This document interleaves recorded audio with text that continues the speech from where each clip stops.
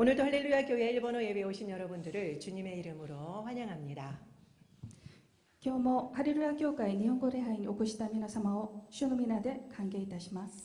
영상으로 보시는 여러분들도 주님의 이름으로 축복합니다. 映像でご覧になっている方々も祝福いたします。 꼭 저희 교회나 가까운 교회를 방문해 주시기 바랍니다. ぜひハレルヤ教会や近くの教会をご訪問ください。 이번 달은 성령의 열매 중에서 오래 참음을 맺는 달입니다. 今月は御霊の実のうち寛容を結ぶ月です。 오래 참음이야말로 이 현대 시대에 현대 사회에 어울리지 않는 열매 중에 하나지요. 寛容こそこの時代にふさわしくない実の一つです。 현대 시대는 더 빠른 스피드를 요구하기 때문입니다. 現代社会はスピードの速さを要求しているからです。 빨리빨리가 유명한 한국은 더욱 그렇겠죠. 早く早くという言葉が有名な韓国はもっとそうです。 인터넷과 모바일 속도는 세계적입니다. インターネットやモバイルの速度は世界一です。 그리고 어느 곳이나 디지털화되어 있어서 일처리 속도가 대단히 빠릅니다. またどこでもデジタル化されていて仕事の処理がとても早いです。 택배도 주문 다음 날 새벽에 도착하는 새벽 배송도 있죠. 宅配を注文したら翌日夜明けに来る夜明け配送もあります。 식당에도 테이블마다 벨이 있어서 종업원을 바로 불러서 빠른 서비스를 받을 수 있는 나라입니다. 食堂はテーブルごとにベールがあって店員を呼んですぐサービスしてもらいます。 그리고 엘리베이터에서는 3초를 못 기다려서 닫힌 버튼을 계속 누르지요. エレベーターでは3秒待てられなくクローズボタンを押します。 그리고 버스에서는 어떻습니까? それでバスはどうですか？ 미리 나가서 우리는 대기합니다. あらかじめ降り口で待機します。 그리고 그것뿐만 아니라 비행기에서는 착륙하기만 하면은 안전벨트 사인이 사라지기도 전에 다 일어나서 복도에 서서 기다리고 있는 것이 바로 한국인들이죠. それだけでなく飛行機が着陸するときシートベルトのランプがまだ消えてないのに廊下に立っている人がいれば間違いなく韓国人です。 근데 일본인들은 거기에 비해서 참 잘 참고 그리고 잘 기다립니다. しかしそれに比べ日本人はよく我慢し待ちます。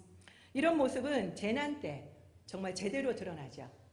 このような姿は災害の時顕著に現れます。 터전을 다 잃은 상황인데도 불구하고 일본인들은 침착하게 질서정연하게 줄을 서고 불평 없이 지시대로 따릅니다. 基盤を失った状況であっても彼らは落ち着いて秩序整然と並び不平不満を言わず指示に従います。 케임브리지 교회를 만드신 장로님은 국제 변호사이십니다. ケンブリッジ教会を建てた長老さんは国際弁護士です。 보험 처리가 지체되면은 모든 민족들이 다 불평을 한대요. 保険処理が遅れると全ての民族が不満を言います。 그런데 유일하게 일본인들만 끝까지 아무 말 없이 조용히 기다리더랍니다. しかし唯一に日本人だけは最後まで何も言わず静かに待っていたそうです。 대단하죠. すごいでしょ。 그래서 이 모습에 너무 감동을 받아서 일본인들을 본받고 싶어서 선교회를 만드시게 되었다고 합니다. それはとても感動だったから日本人に見習うため選挙会を作ったそうです。 그래서 여기가 미아 목사님과 함께 케임브리지 교회를 만들게 된 거였죠. それでミア牧師と共にケンブリッジ教会を作ったのです。 이런 좋은 점이 있지만 거기에 비해서 일본의 일처리는 너무 늦습니다. このような長所はありますけれどもそれに比べ日本人の仕事の処理はとても遅いです。 직접 써서 문서로 남기다 보니 어쩔 수가 없겠죠. なぜなら手書きで文章を残るからです。 그래서 한국인에게는 특별히 답답함을 느끼게 됩니다. これは特に韓国人にはあまり慣れないことです。 이렇듯 현대사회는 속도와의 전쟁입니다. このように現代社会は速度との戦争です。 그 속도는 편리한 점도 많지만 놓치는 것도 물론 있습니다. この速度は便利なことも多いですけれども見逃すことも多いです。 또 인간의 성장처럼 속도를 인위적으로 빠르게 할 수 없는 영역도 물론 존재합니다. また人間の成長のように速度を人為的に調節できないそんな領域もあります。 때로는 일부러 속도를 줄여야지만 볼 수 있는 것들도 있습니다. 時にはわざわざ速度を減らしてから見られるのもあります。 여러분들은 할미꽃을 아십니까? 皆様はオキナグサをご存知ですか？ 저는 할미꽃을 본 적이 없어요. 私はオキナグサを見たことがありませんでした。 토요 일본어 학교 때문에 나온 어느 날 지금 교회의 봄꽃이 너무나도 예쁘다고 둘레길을 같이 거닐자고 하셨습니다. 土曜日本学校のため教会に来たある日、桜がとても綺麗だから教会の周りの道を歩こうと誘われました。 그래서 그때 갔을 때 할미꽃을 알려주셔서 처음으로 봤습니다. その時初めてオキナグサのことを教えてもらいました。 그리고 제가 2주 뒤에 다시 찍은 사진이 지금 뒤에 나오는 사진입니다. それから2週間後撮った写真が今後ろに出ている写真です。 정말 예쁘더라고요, 할미꽃이. 見たら本当に綺麗でした。 가는 걸음걸음마다 작은 야생화들이 우리를 반겨주었습니다. 歩くたびに小さな野生の花が私たちを喜んで迎えてくれました。 권사님이 야생화를 대단히 좋아하셔서 연신 예쁘다고 감탄하시는 겁니다. ある監視さんが野生の花が大好きで綺麗と簡単な声を上げました。 제 눈에는 작고 보잘것없는 꽃인데 말이죠. 私の目には小さくてつまらない花だったんですけれども、 그런 작은 꽃은 자세히 보지 않으면 모릅니다. そのような小さな花は詳しく見ないと分かりません。 찬찬히 들여다보지 않으면 지나치기 쉽습니다. じっくりと見ないと過ぎてしまいます。 이것이 바로 자금의 미학이고 또한 느림의 미학입니다. これがささやかな美学、それからスローの美学です。 5월은 가정의 달입니다. 5月は家庭の月です。 가정은 어느 곳보다 오래 참음이 필요한 곳이지요. 家庭はどこよりも寛容が必要なところです。 부부간에도 특히 자녀를 키우는 부모에게 인내는 필수적입니다. 夫婦間にも特に子供を育てる親にとって忍耐は必須です。 그래서 오래 참음은 이 가정의 달에 딱 맞는 열매가 아닐까 싶습니다. ですので寛容は家庭の時期にちょうど合う実ではないかと思います。 고린도전서 13장은 무슨 장입니까? コリント人への手紙第13章は何の章ですか？ 사랑장이죠. 愛の章ですね。 특히 4절에서 7절까지는 사랑의 특징이 나열되어 있습니다. 特に4節から7節までは愛の特徴が並べています。 한번 보시기 바랍니다. はい、画面をご覧ください。 사랑의 첫 번째 특징이 뭔가요? 愛の一番目の特徴は何でしょうか？ 4절 다 같이 한번 읽어볼까요? 4節一緒に読んでみましょうか。お読みしましょう。 시작. 사랑은 오래 참고 愛は寛容であり、 바로 오래 참음입니다. 寛容ですね。 그러면 사랑의 마지막 특징은 무엇일까요? 愛の最後の特徴は何でしょうか？ 7절 다 같이 읽도록 하겠습니다. 7節一緒にお読みしましょう。 시작. 모든 것을 참으며 모든 것을 견디느니라. すべてを耐え、すべてを忍びます。 참고 견디는 것입니다. 耐えて忍ぶことです。 그러니까 사랑은 오래 참음으로 시작해서 오래 참음으로 끝난다는 것입니다. ですから愛は寛容で始まり、寛容で終わるということです。 사랑을 한마디로 말하자면 오래 참음입니다. 愛を一言で言いますと寛容です。 오래 참음이라고 하면은 여러분들은 무엇이 떠오르십니까? 寛容だといえば皆様は何を思い浮かびますでしょうか？ 저는 힘든데 묵묵히 견디는 게 떠오릅니다. 私は大変の中でも黙々と耐えるのが思い出されます。 여러분들도 잘 아시다시피 옛날에 조선의 여인들은 힘들 때 참을인자 3번을 쓰지 않았습니까? 皆さんもご存知のように昔朝鮮時代の女性は忍ぶの漢字を3回書いたといいます。 감정이 훅 올라올 때 3초를 참으라고들 하지요. 腹が立ったら3秒我慢しろと言います。 숫자 10가지를 세라고 합니다. 숫자を10まで数えてと言います。 그리고 심호흡을 해보라고들도 합니다. それから深呼吸をしてみろと言います。 이런 방법들은 순간적으로 격한 감정으로 인한 실수를 피하게 도와주지요. これらの方法は瞬間的な激しい感情による失敗を避けるようにしてくれます。 크리스찬은 예수님이 3일간 무덤 속에 계셨던 것을 기억하면서 3일간만 참아보라고도 합니다. クリスチャンの場合はイエス様が3日間墓におられたことを覚えながら3日間を我慢しろとも言います。 3일 후면은 이성적으로 대응할 수 있고 문제가 또 어느 정도는 해결되는 경우도 있기 때문이죠. 3日後なら理性的な対応ができますし、問題が解決されたりしますので、 오래 참으면 이렇게 무조건 계속 참아야만 하는 걸까요? 寛容はこのように何でも我慢することでしょうか。 아닙니다. 違います。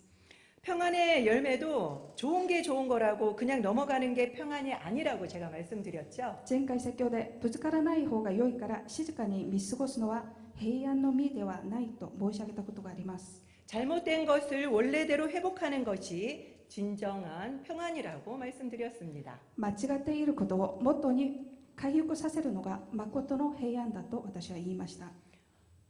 평안의 언어는 원어적으로는 전쟁이 없는 상태가 평안이죠. 言語では戦争のない状態が平安です。 그렇지만 아브라함 링컨은 남북 전쟁을 했습니다. しかしアブラハム・リンカンは南北戦争をしました。 인간은 누구나 존엄하고 자유롭다는 원래 가치로 되돌렸죠. 人間は誰にでも尊厳があり自由であるという本来の価値へ戻しました。 그로 인해서 미국은 노예 제도가 폐지되었습니다. この南北戦争によりアメリカは奴隷制度が廃止されました。 이것이 평안입니다. これが平安です。 전쟁을 해서라도 평안을 이룬 거죠. 戦争をしても平安を成し遂げました。 오래 참음도 이와 비슷합니다. 寛容も同じです。 화내지 않는 게 오래 참음이 아닙니다. 怒らないのが寛容ではありません。 하나님도 불의 앞에서 얼마나 화를 많이 내셨습니까? 神様も不義に対して怒られました。 그리고 무조건 참는 것도 오래 참음이 아닙니다. それから無条件の我慢も寛容ではありません。 특히 크리스찬들은 착한 아이 신드롬이 있어서 무조건 참아야 한다라는 강박증이 있습니다. 特にクリスチャンはいい子症候群があって我慢しなければならないという脅迫症があります。 아닙니다. 違います。 결과가 오를 때만 참는 것이 오래 참음입니다. 正しい結果がある時のみ寛容するの我慢するのが寛容です。 계속 가정 폭력을 당하는데 기독교인이기 때문에 계속 참고 있어야만 합니까? 継続して家庭内暴力を振るわれ続けているのにクリスチャンだから我慢するべきですか？ 그 속에서 상대방이 계속 변화되도록 기도하는 것이 옳은 것입니까? その場所でその状況で相手が変化するように継続祈るべきですか？ 물론 하나님이 그렇게 명하시면 순종해야지요. もちろん神様がそのように命じられたら従順すべきです。 그렇지만 일반적으로는 아닙니다. しかし一般的にはそうではありません。 노라고 말할 수 있어야 합니다. ノーと言えるはずです。